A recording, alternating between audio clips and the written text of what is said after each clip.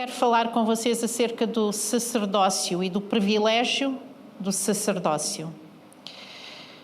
Eu acho que nós, como crentes, muitas vezes nós esquecemos do privilégio que é sermos filhos de Deus. E nós vivemos a nossa vida a arrastar tanta coisa, porque nós perdemos a consciência da nossa identidade, perdemos a consciência de quem Deus é em nós, perdemos a consciência do nosso propósito e da nossa missão como filhos de Deus, não é? Porque há muita coisa a acontecer. Há muita coisa a acontecer. E às vezes nós temos que parar e voltar-nos a focar na palavra de Deus e aquilo que Deus diz. Eu quero abrir a palavra de Deus e eu penso que vocês abram comigo. E nós vamos abrir a palavra de Deus em 1 de Pedro.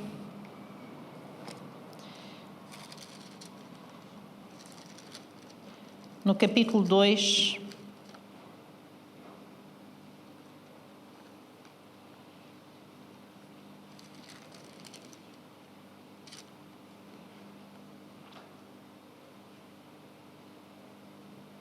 E vamos ler a partir do versículo 5.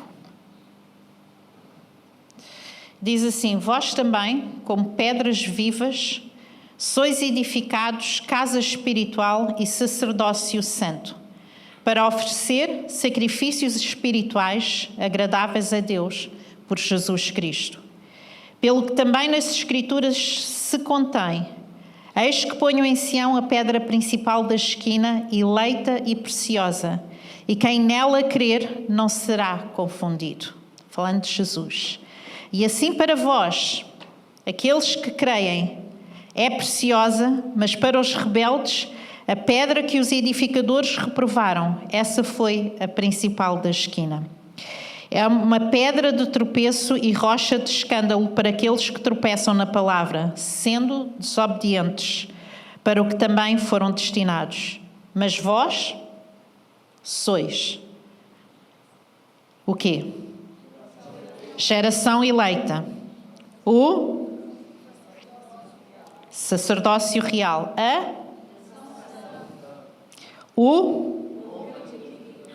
para que anuncieis as virtudes daquele que vos chamou das trevas para a sua maravilhosa luz. E esta é a identidade daqueles que creem. Esta é a identidade daqueles que são chamados por Deus. E quando nós estamos a falar de sacerdócio, eu quero voltar um bocadinho atrás. E nós vamos abrir a nossa palavra em Êxodo.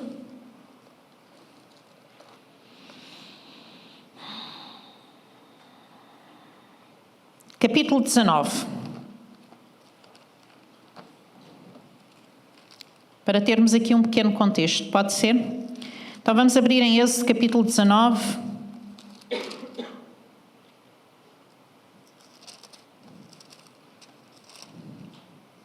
Do versículo 5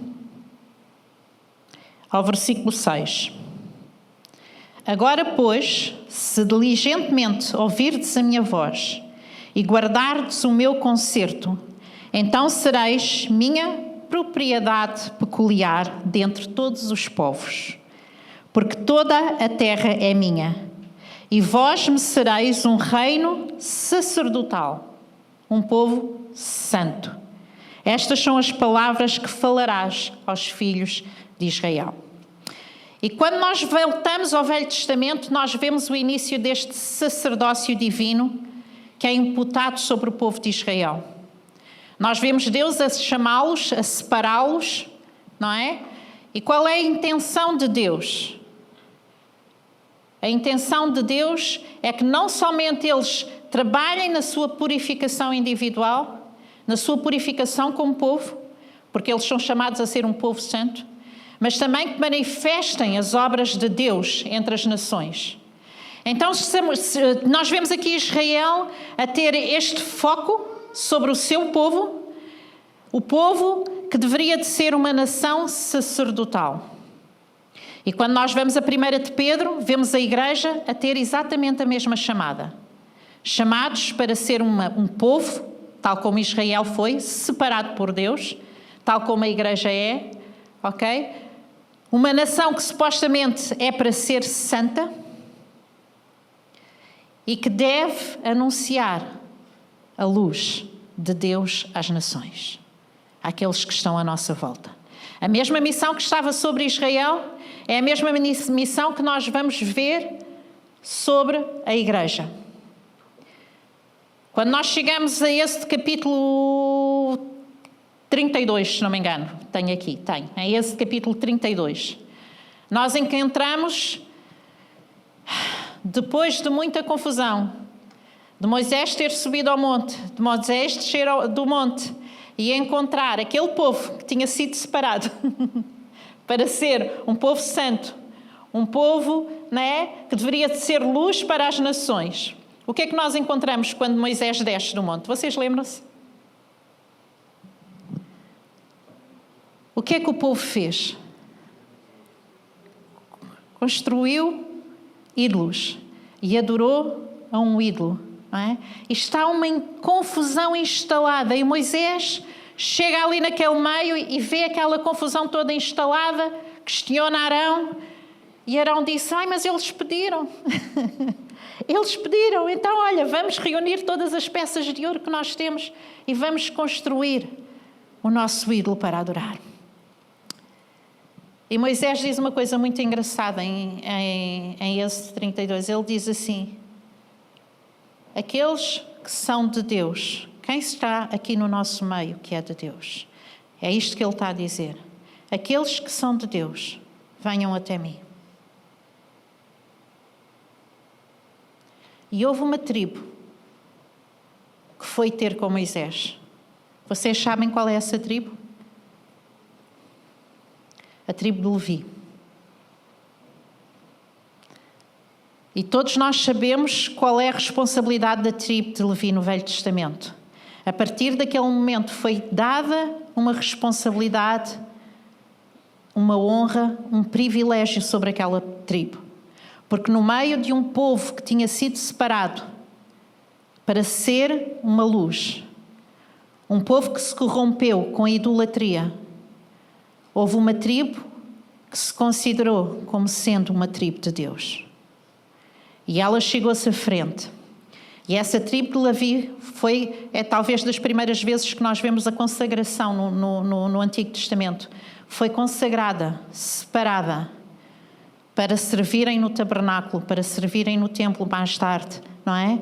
E nós vemos dos filhos de Arão e da geração de Arão, todos os sumos sacerdotes e toda a tribo de Levi em volta, foi consagrada e servia continuamente na casa de Deus. Ela servia não somente diante de Deus, mas ela era aquele intermediário entre Deus e o homem. Era o serviço dos sacerdotes. Era a forma das nações verem Deus, do povo ver Deus, até o próprio povo de Israel, era através dos sacerdotes. Eram eles que ensinavam as Escrituras, eram eles que faziam a expiação pelo povo. E havia tanta regra, vocês não imaginam, se lerem Êxodo vocês vão perceber. Mas eles tinham que ser escolhidos. Por quem? Por Deus. Ninguém era sacerdote porque se autodenominava sacerdote. Ninguém era sacerdote porque acordava de manhã e dizia: esta é a minha vocação. Eles eram escolhidos por Deus. Separados. Tanto que é a única tribo no Antigo Testamento que não tem terras. Não é? Das 12 tribos, a tribo de Levi não teve nenhuma terra. Porque ela estava ali para servir todas as outras tribos e servir a Deus de forma contínua. O processo, até as vestes, tudo tinha que ser santificado. A forma como eles se apresentavam diante de Deus. O sumo sacerdote, se entrasse no lugar santo de forma indigna, o que é que acontecia? Quem é que nós somos? Vamos voltar à 1 de Pedro. Quem é que a igreja é? Nós somos o quê? Sacerdotes. Eu não sei daquele lugar para este lugar o que é que mudou tanto. O que é que mudou tanto? Quem é que pôs aquelas regras? Quem é que impôs todos aqueles rituais, aquelas... Foi Deus. Foi Deus. Quando nós chegamos a 1 de Pedro e Deus diz, vocês são nação santa. O que é que Deus está a dizer?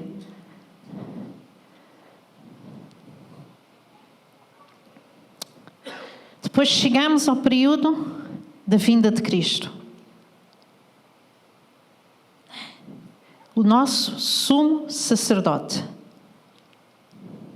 Hebreus capítulo 5 diz que ninguém assume esta posição por sua iniciativa.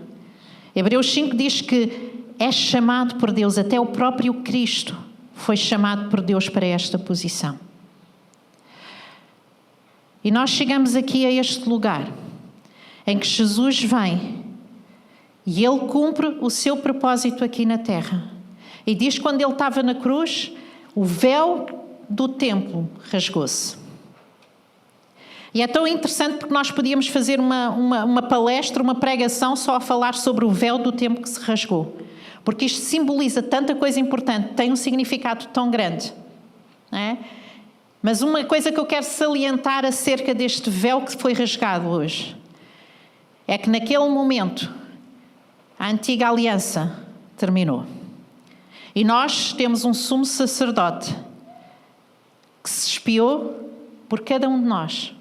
Jesus Cristo, o nosso Salvador. E diz que Ele se fez pecado por cada um de nós. Diz que Ele morreu na cruz por cada um de nós. E limpou para todo aquele que nele crê a nossa vida. E este sumo sacerdote, que é Jesus, trouxe a salvação. Por isso tu estás aqui hoje, neste lugar. E da mesma forma que no Antigo Testamento o sacerdócio, e cada sacerdote representava, era como um símbolo da vinda de Jesus e do sacrifício que Ele ia fazer, agora já não precisamos de expiar mais o nosso pecado com sacrifícios, porque Jesus foi o nosso sacrifício. E quando nós olhamos para esta obra, desde o Velho Testamento a apontar para o Jesus, até a Igreja que deve de apontar para a vinda de Jesus. No Velho Testamento apontava para a vinda de Jesus à Terra. O sumo sacerdote chegou. O sumo sacerdote está aqui hoje. Está aqui hoje.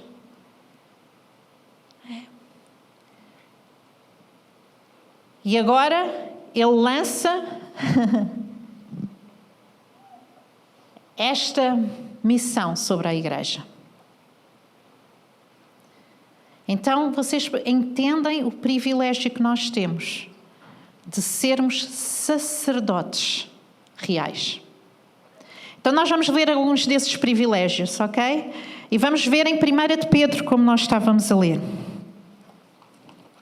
Então, 1 de Pedro, capítulo 2. E eu vou saltar aqui um bocadinho, andar para trás e para frente nas Escrituras, porque eu quero pôr uma ordem. Então, o primeiro privilégio que eu quero salientar é que nós fomos escolhidos por Deus. Tu és escolhido por Deus. Amém? E nesta escolha que Deus faz, neste privilégio de sermos escolhidos, Ele restaura a nossa identidade. Qual é a tua identidade de acordo com 1 de Pedro? Eu sou uma geração eleita. Eu sou um sacerdócio real. Eu sou uma nação santa. Eu sou um povo adquirido. Ok? Eu fui escolhido, eleito. Cada um de vocês, individualmente. E às vezes nós pensamos que andamos aqui de reboque. É um engano teu. Não é? Os nossos filhos não andam aqui de reboque. Eles estão cá porque eles foram escolhidos por Deus. Tu estás cá porque foste escolhido por Deus. Não és um reboque da tua mãe e do teu pai hoje, neste lugar. Deus escolheu-te. Deus escolheu-te. Nós estávamos a cantar esta música, não é? E nós dizíamos que bom eu saber que sou filho. Que bom é tu saberes que és filho de Deus. Eu não sei se vocês, às vezes, encontram-se com aquelas pessoas que têm muito... valorizam muito a posição dos outros, não é? Então elas ficam muito contentes em dizer: ai, mas eu conheço esta pessoa. Ai, mas eu... mas eu já falei com ele. Já tirei uma selfie com o Marcelo. Não é? Não é? E às vezes nós honramos tanto a vida de pessoas falhas, pessoas que precisam de Deus, pessoas comuns, tal como tu és, mas não temos orgulho de dizer que somos filhos de Deus. Vocês entendem o que eu estou a explicar? Eu fui escolhida, eu sou filha, eu sou amada. Que privilégio, que honra. No Antigo Testamento era a maior honra ser separado para ser sacerdote. Era o maior privilégio servir a Deus. E tirar aqui uma ilusãozinha que a gente hoje temos a ideia de que os levitas é o grupo de louvor. Vou-vos dizer uma coisa, para começar, ninguém é levita, porque nenhum de nós vem da descendência de Levi. Mas eu compreendo porque é que dizem isso, porque era o serviço na casa do Senhor, não estou a apontar dedos. Mas os levitas somos todos nós, se nós fôssemos a pegar por isso, apanhar isso, se quiséssemos usar esse termo de forma incorreta, não é? Somos todos nós, aqueles que são separados para servir ao Senhor. E eles faziam todo o tipo de serviço. Não era só estar ali a tocar e a louvar a Deus, era todo o tipo de serviço. No templo, para ter as coisas em ordem. Todo o tipo de serviço. Ok? Então, que honra, que privilégio. E eles sentiam esta honra, este peso, esta convicção, não é? De que Deus os tinha separado para tamanha obra. Tu sentes isto? Tu sentes realmente que Deus te separou para tamanha obra? Ok? Sacerdócio real. Sacerdote é aquele que serve.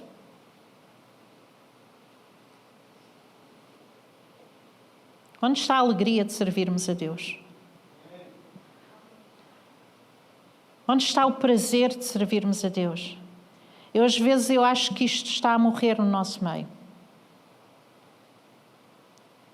É mais um sacrifício. Lá vai ter que ser. Quantos de vocês se levantam no domingo de manhã? Uau! Vou à casa do Senhor. Uau! Ou quantos de vocês dizem: eu podia ficar mais um bocadinho na cama?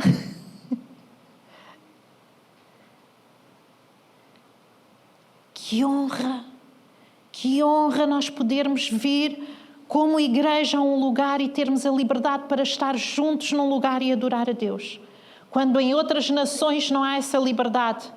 Quando em outras nações eles, para encontrarem uma Bíblia, é um desejo profundo do seu coração. Servir a Deus com amor. Servir a Deus com gratidão. Amar a palavra de Deus. Amar a comunhão com Deus. Se eu perguntar, vocês amam a palavra de Deus? Todos vão dizer que sim. Porque eu acredito que sim. Qual é o cristão que não pode amar a palavra de Deus? Agora, se eu perguntar, o que é que tu leste hoje da palavra de Deus? O que é que tu leste ontem da palavra de Deus? O que é que tu lestes depois do domingo que passou da palavra de Deus? E quando nós fazemos esta análise, irmãos, e nós temos que começar a analisar o nosso coração, quando nós dizemos que somos cristãos e que amamos a Deus e amamos a palavra, quando nós começamos a fazer esta análise, nós começamos a perceber o lugar em que nós nos encontramos. E isto é importante. E isto não é condenação.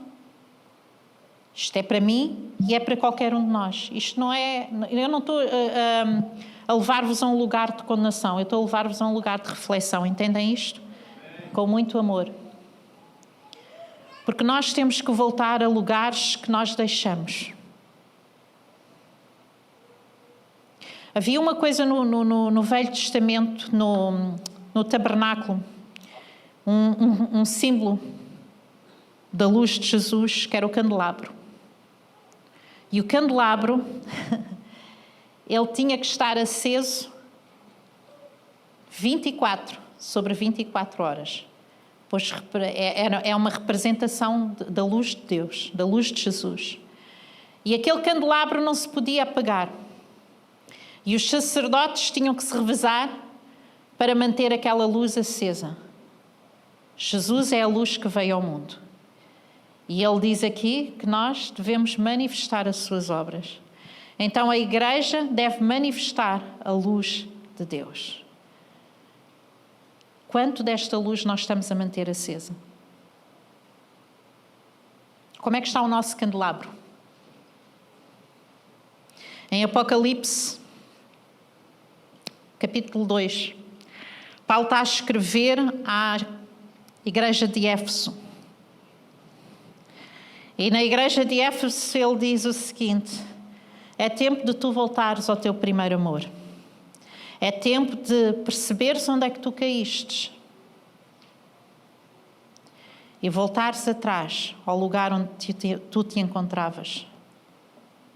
Mas diz mais: se tu não o fizeres, se não te arrependeres. E aqui também tem a imagem do candelabro. Porque há 7 candelabros também em Apocalipse. Eu vou-te retirar de ti o teu candelabro. Ele está a falar com a igreja.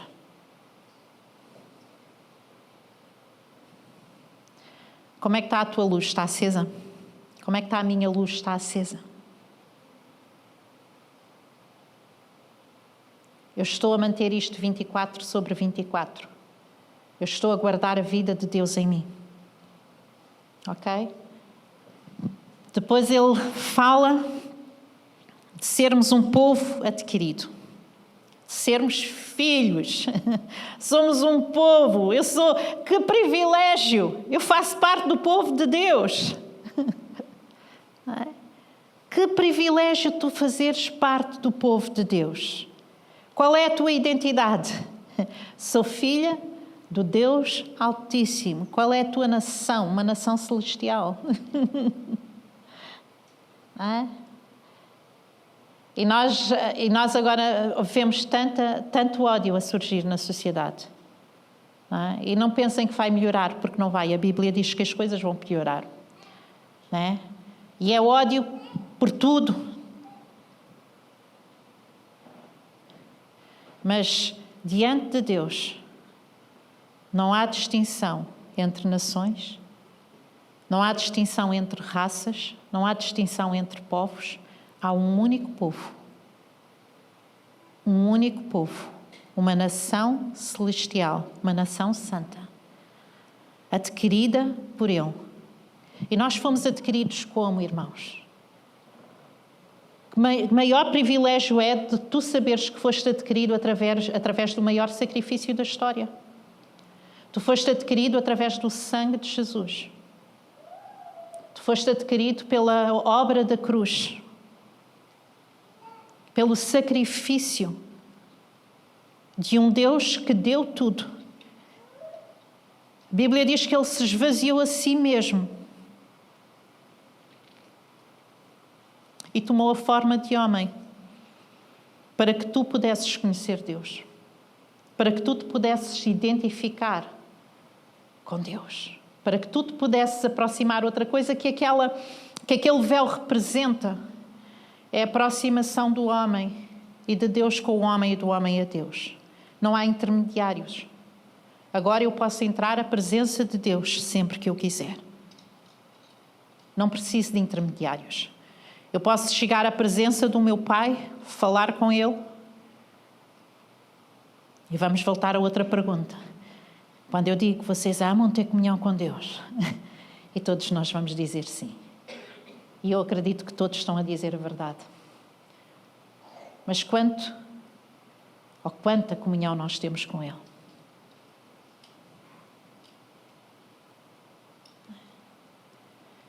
Então este homem que morreu na cruz, pelos teus pecados, pelos meus pecados, Ele tornou-te um povo adquirido.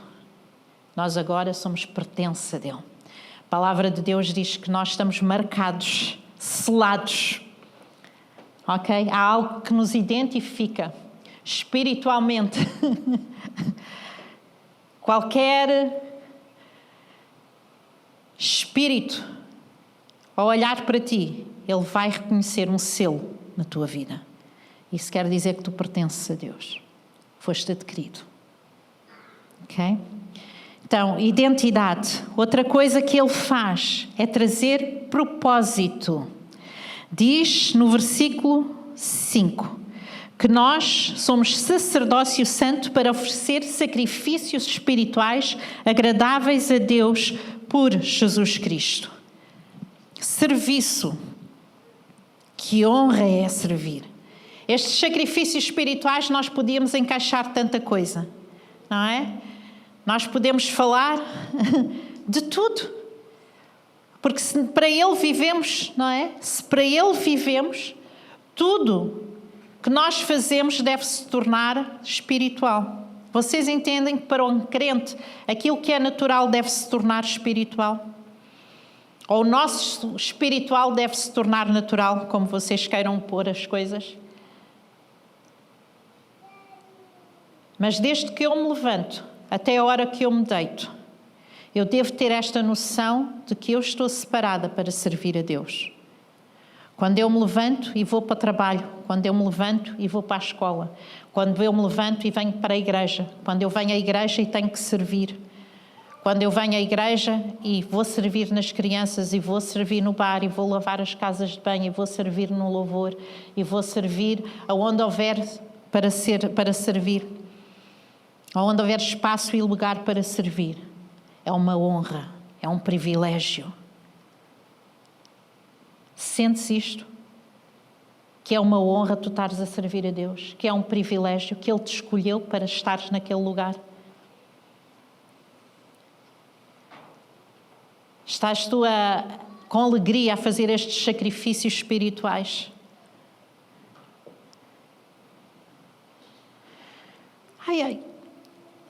Mais identidade, propósito e missão, ok? Porque a palavra de Deus diz que nós, voltando aqui outra vez ao versículo 9, somos chamados para anunciar as virtudes daquele que nos chamou. Nós temos uma missão.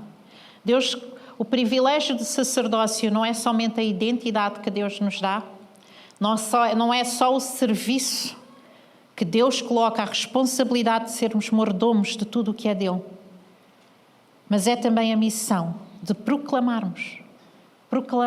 E nós proclamamos como? Nós proclamamos com a nossa vida, com o nosso exemplo. Nós proclamamos com aquilo que sai da nossa boca.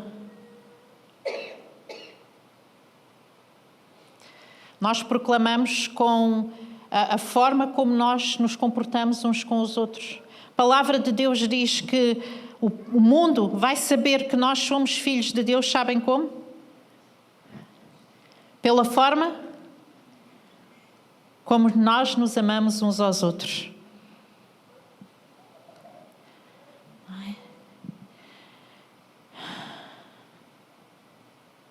É um privilégio sermos sacerdotes. No outro dia, foi esta semana, né, que nós estivemos naquele seminário, foi esta semana. Cruzei-me com a Marina num seminário e nós estávamos a falar coisas banais e surgiu falarmos do grupo de vida, dos grupos de vida. E depois estávamos a comentar que é mais fácil ser os grupos de vida online, E eu estava a dizer, pá, mas é muito melhor quando é presencial, porque é diferente. Mas estávamos ali naquela, pois, mas é difícil, é complicado. E depois eu parei e disse assim, mas sabes que antes do Covid os grupos de vida eram presenciais? O que é que mudou?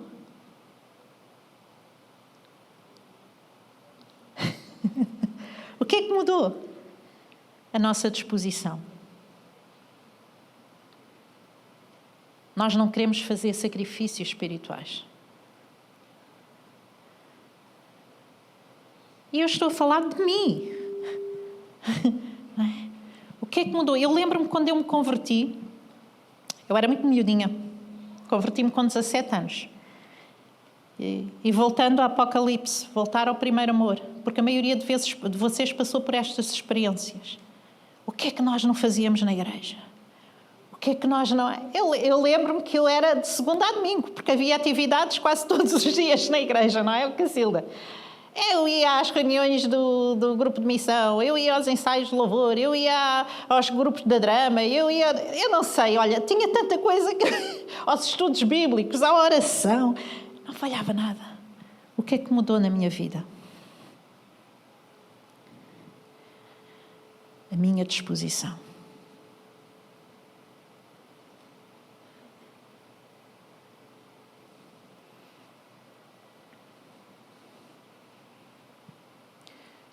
Eu acho que nós temos que voltar a um lugar em que fomos felizes. Vocês lembram-se que eram muito felizes nesse lugar? Porque havia a noção de privilégio de estarmos a servir a Deus. E eu não estou a dizer com isto que nós temos que estar todo o tempo na igreja e a fazer todas as coisas. Eu estou a falar do nosso coração, entendam isto. Estou a falar do nosso coração. O que é que nos distanciou do verdadeiro sacerdócio? O que é que nos distanciou deste amor puro e genuíno? Alguém aqui namora? Não quero revelar aqui segredos. Olha, os casados namoram, não é, António? Não. Se tu disseres a Selma, eu amo-te, mas passares mais tempo com os teus amigos do que com ela, achas que ela vai se sentir amada? Quantos de nós dizemos, Deus, eu amo-te? E eu continuo a dizer, eu acho que nós dizemos isto com sinceridade, porque é realmente no nosso coração. Não há esse sacrifício, não há obediência, não há dedicação, não há o primeiro amor. Aquela paixão, aquela devoção, em que Ele é o primeiro, acima de todas as coisas. Mas um sacerdote, a sua vida é totalmente dedicada. Okay? A sua vida é totalmente dedicada.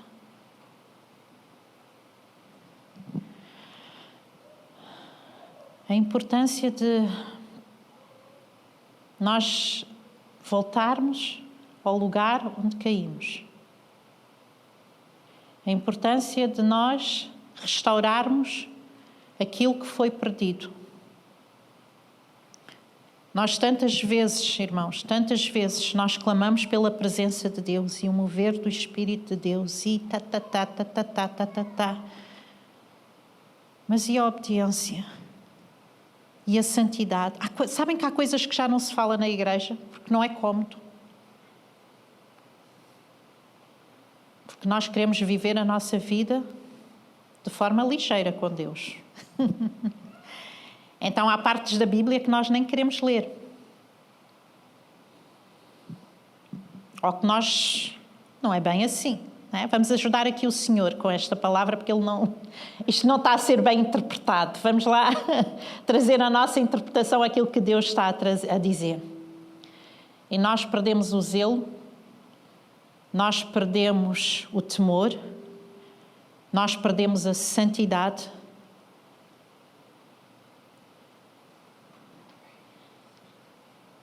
Vocês lembram-se que o sacerdote, se não tivesse puro e santo, ao entrar na presença de Deus, ele morria.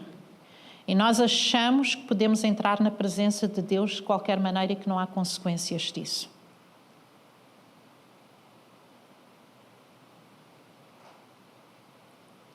Nós gostamos de brincar com Deus.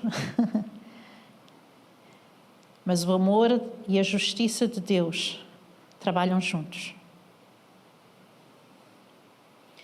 E às vezes tu não entendes situações que vives, circunstâncias em que estás,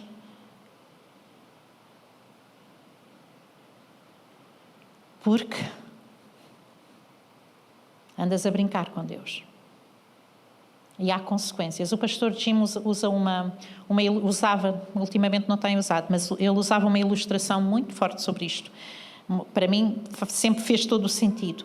Andar com Deus é andar debaixo de um guarda-chuva. Não é? E quando tu sais debaixo desse guarda-chuva, tu molhas-te. E tantas vezes nós saímos debaixo do guarda-chuva a querer fazer as coisas à nossa maneira, à nossa vontade. Os nossos pecadinhos escondidos.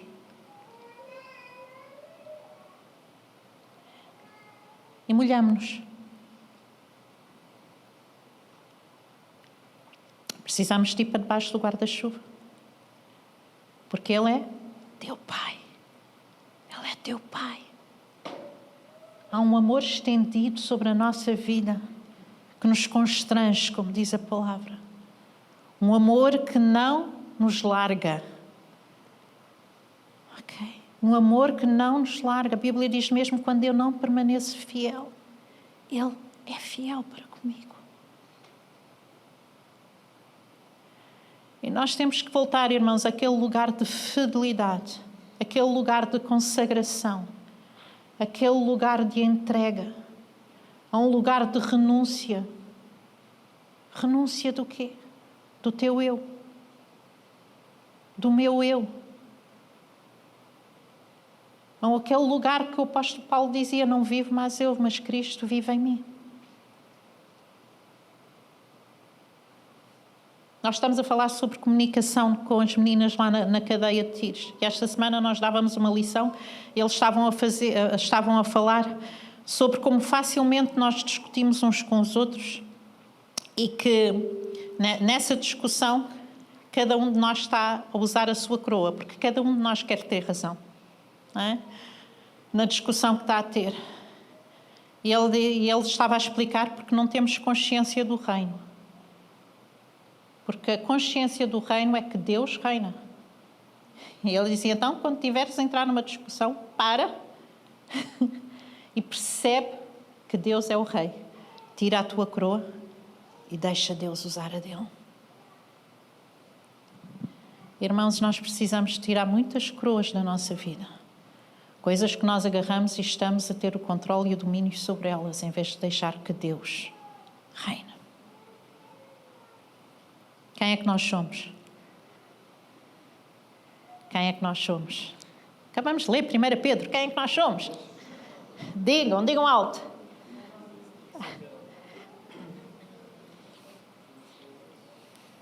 Povo adquirido, nação santa, sacerdotes reais. É um privilégio? É um privilégio. Como é que está a tua luz? 24 sobre 24. Vamos ficar de pé. Eu vou pedir ao pessoal de louvor. Leonor, podes ajudar a ler o António?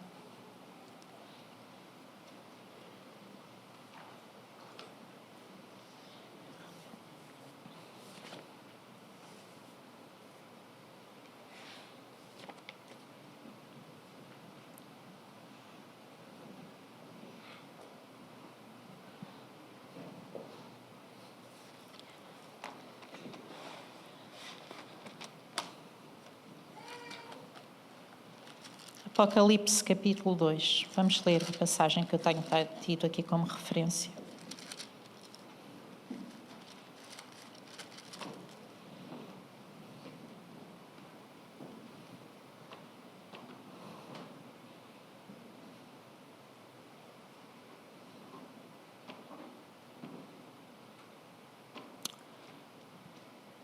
E nem tudo é mau, não é? Nós não somos maus de todos, de todo, não é? Mas de certo há coisas na nossa vida que precisam de ser postas em ordem diante de Deus. E a igreja de Éfeso né? Nem tudo era mau. Se vocês lerem a partir do versículo 2, diz assim: eu sei as tuas obras e o teu trabalho, e a tua paciência, e que não podes sofrer os maus. E puseste à prova os que dizem ser apóstolos, e o não são.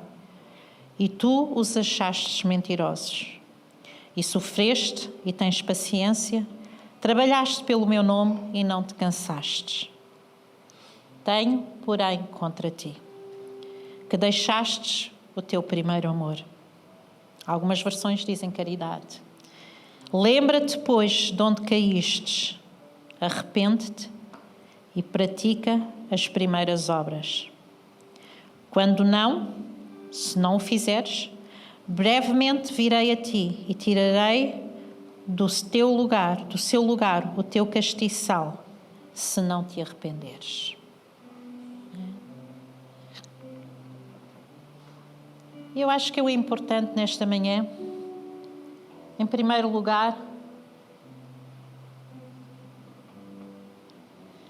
é rendermos a nossa vida a Deus. E se tu estás aqui nesta manhã e tu nunca entregaste a tua vida a Jesus, eu quero que tu saibas que este amor está estendido para ti nesta manhã. Não é? O amor de Deus, o perdão de Deus, esta filiação em que Ele diz: tu és meu, está estendida a ti nesta manhã. Então a primeira coisa que eu vos vou pedir é que tu vires para a pessoa que está ao teu lado e perguntes assim: já entregaste a tua vida a Deus? E se alguém disser que não, então eu quero que tu ores por essa pessoa. E que a leves a este lugar de encontro com Jesus.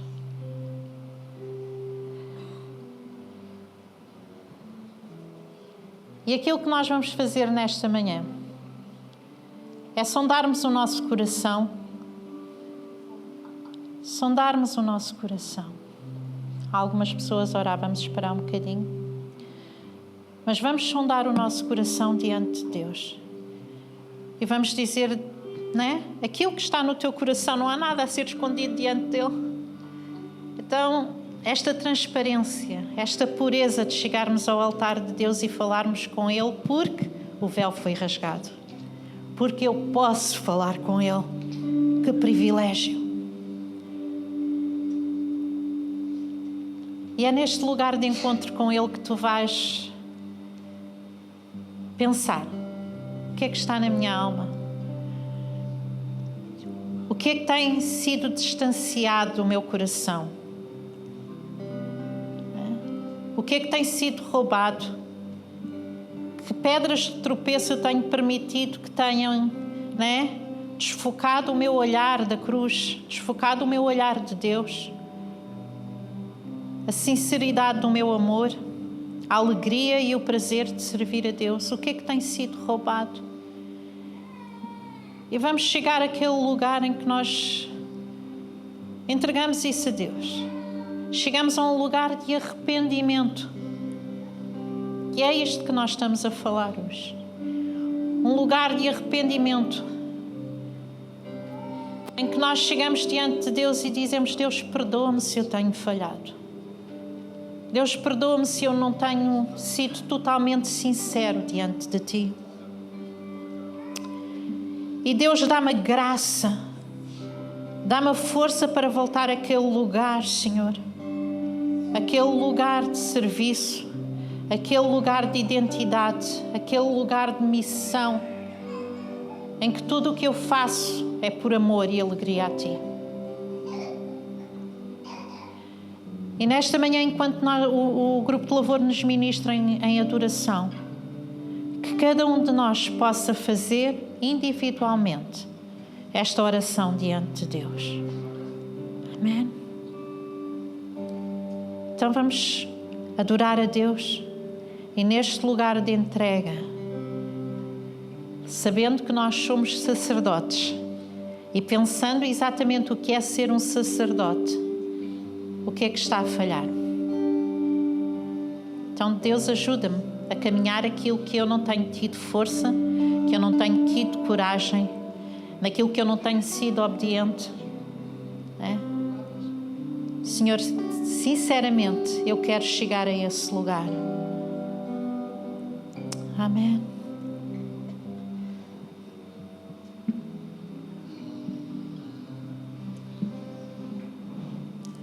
E se no teu lugar tu sentires o desejo de orar por alguém, então vai e ministra, não é? Porque o sacerdote também estava lá para ministrar ao povo de Deus. E se tu sentires que alguém precisa da tua oração, se receberes uma palavra para alguém, então ora por essa pessoa. Amém? Mas individualmente, não deixes de chegar a este lugar de entrega. Amém.